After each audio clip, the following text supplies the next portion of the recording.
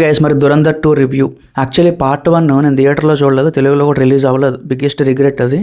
So of ever part 2 అనేది తెలుగులో థియేటర్లో తెచ్చాడు, చాలా బాగా అనిపించింది. బట్ పార్ట్ 1 1000 కోట్లు కలెక్ట్ చేసింది అంటే ఇందులో చాలా విషయాలు ఉన్నాయి. ఫస్ట్ది అక్షయ్ ఖన్నా, రెండోది ఆ సాంగ్, రణ్వీర్ కపూర్. సో ఉన్నారు చాలామంది, రణ్వీర్ సింగ్, రణ్వీర్ కపూర్, నాకు కరెక్ట్గా కన్ఫ్యూజన్ వాళ్ళిద్దరికి. సో అలాగా వాళ్ళందరూ కూడా ఉన్నారు. ఈ మన పార్ట్ 1లోనే చనిపోతాడు అక్షయ్ ఖన్నా, అక్కడే స్టోరీ అంతా అయిపోద్ది. బట్ స్టిల్ ఇంకా వాళ్ళు కంటిన్యూ చేసి ఇంకా ల్యాక్ చేసి మరి పార్ట్ 2 తీసుకొస్తున్నారంటే పార్ట్ 2లో ఏముంది అనుకున్నా. చూసిన తర్వాత గైస్ చాలా బాగా అనిపించింది. ఒకే ఒక మైనస్ ఏంటి అంటే రన్ టైం 3 గంటల 50 నిమిషాలు రన్ టైం. కష్టం, చాలా కష్టం. మేబీ కొంతమంది ఇంకా ఇబ్బంది పడతారేమో. సో మరి ఓవరాల్గా సినిమా ఎలా ఉంది అంటే బాగుంది. ఎందుకంటే ఇలాంటి సినిమాలు కొత్తగా ట్రై చేస్తారు గైస్. ఇప్పుడు మన సేమ్ టెంప్లెట్ అలా చూస్తూ ఉంటే మనకు చూడాలనిపించదు. ఈవెన్ ఫ్లాప్ అయినా సరే కొత్తగా ట్రై చేయాలి. ఇప్పుడు మన తెలుగులో కూడా కొన్ని సినిమాలు ఉన్నాయి. ఇప్పుడు 24 అనే ఒక సూర్య సినిమా ఉంటుంది, అది కూడా కొత్తగా ఉంటుంది బట్ ఫ్లాప్ అయింది. అలాగే కొన్ని సినిమాలు ఉంటాయి, కొత్తగా ట్రై చేయడంలో తప్పలేదు. మనం కూడా చూసినప్పుడు ఫస్ట్ టైం ఫ్రెష్గా అనిపిస్తుంది. ఈ దురంధర్ 2 అనే సినిమా కూడా అంతే, ఫస్ట్ టైం చూసినప్పుడు చాలా ఫ్రెష్గా అనిపిస్తుంది. బట్ లేటర్ ఆన్ కొన్ని డీటెయిలింగ్ కోసం నిజంగా దీంట్లో మీకు కొన్ని చరిత్రలో జరిగిన ఇన్సిడెంట్స్ మీద అవగాహన ఉంటేనే ఇంకా కనెక్ట్ అవుతారు.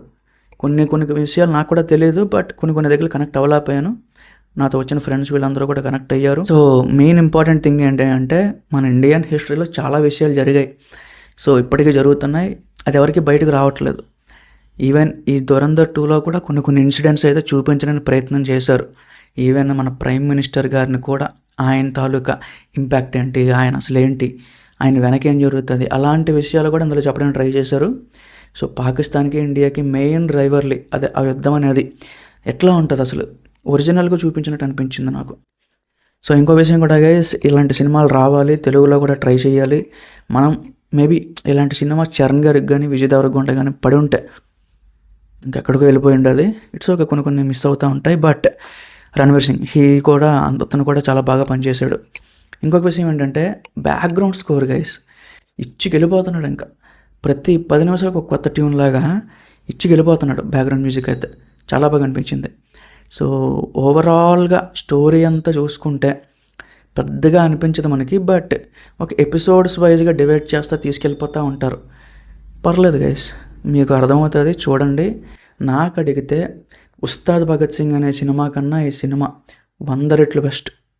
ఫ్రాంక్గా చెప్తుంది, నేను ఒక మెగా ఫ్యామిలీకి చాలా బాగా ఫేవర్గా ఉంటాను. బట్ ఉస్తాద్ భగత్ సింగ్ అనే సినిమా నాకు చాలా డిసప్పాయింట్ అయ్యాను. బట్ ఇది దురంధర్ 2 చూసిన తర్వాత మీరు ఖచ్చితంగా డిసప్పాయింట్ అవ్వరు. ట్రై చేయండి, ఖచ్చితంగా నచ్చుతుంది మీకు. నెక్స్ట్ మనకి ఏప్రిల్లో మంచి సినిమాలు ఉన్నాయి, వాటి గురించి కూడా డిస్కస్ చేద్దాం. So stay tune guys, thank you.